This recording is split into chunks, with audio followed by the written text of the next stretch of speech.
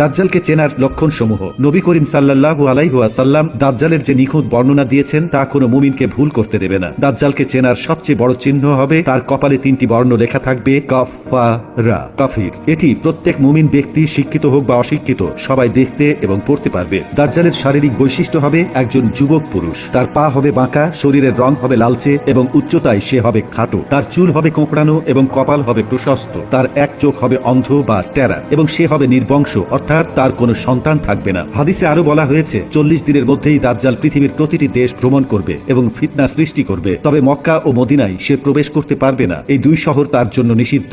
বাঁচার আমল ও উপায়। প্রিয় দর্শক, দাজ্জালের ফিতনা থেকে বাঁচার একমাত্র পথ হলো ইসলামকে দৃঢ়ভাবে আঁকড়ে ধরা। নবী করিম সাল্লাল্লাহু আলাইহি ওয়াসাল্লাম বলেছেন, যে ব্যক্তি সূরা কাহাফের প্রথম 10টি আয়াত মুখস্থ রাখবে সে দাজ্জালের ফিতনা থেকে রক্ষা পাবে। এই সূরায় এমন সব বিস্ময়কর ঘটনার ব্যাখ্যা রয়েছে যা একজন মুমিনের অন্তরে ঈমানী শক্তি ও সঠিক বোধ